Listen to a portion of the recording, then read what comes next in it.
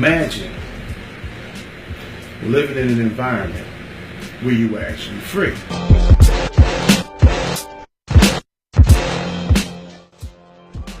What it wouldn't look like, it wouldn't look like Coca-Cola in my stores on the corner.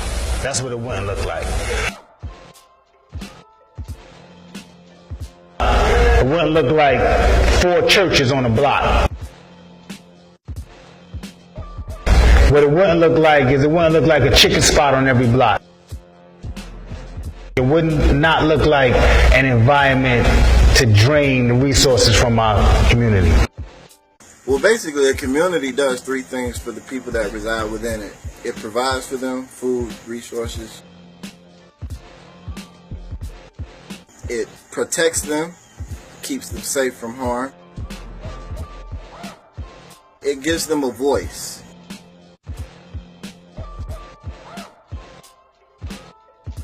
Independence is when you have your own sovereignty.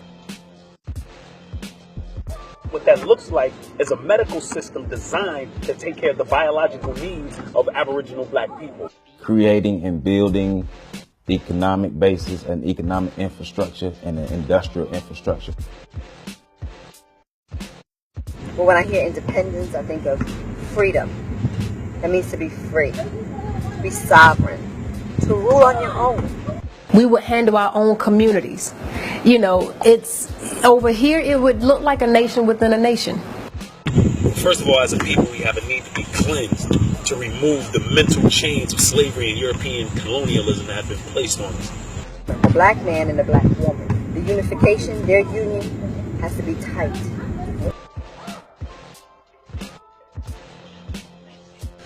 We got multiple businesses here.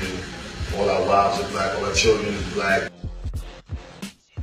Our building is black owned, so my team. All our employees are black, all our clients are black.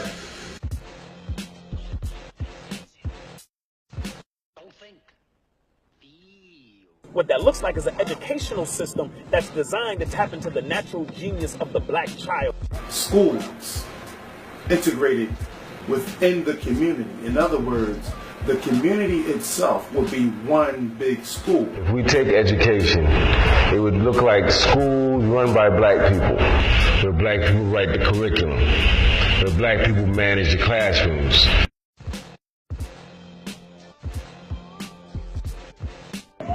To not have any forms of interference with your way of living.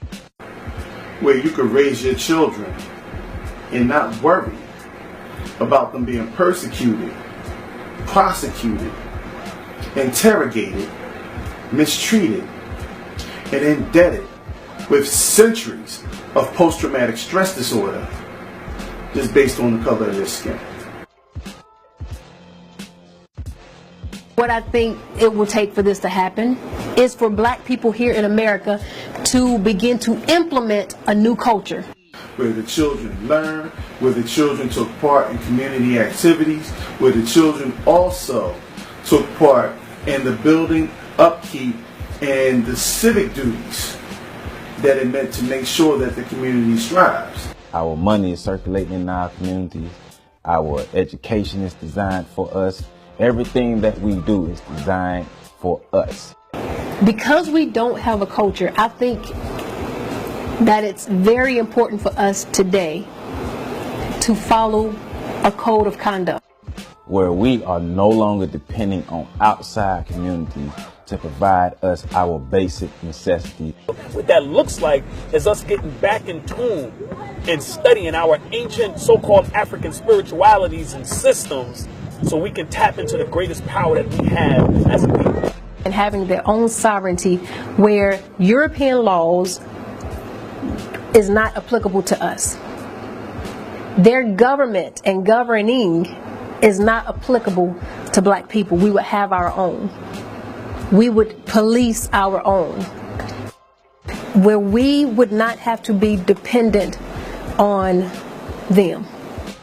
Once we tap into, through the universal laws of nature and mathematics, once we find that gift and find that purpose that we came to fulfill, we come together as a community, as a village, and by knowing our purpose and adding it on to the collective whole, we will solve all of our socio-political and economic needs as a people. Peace. Because y'all owe it to us.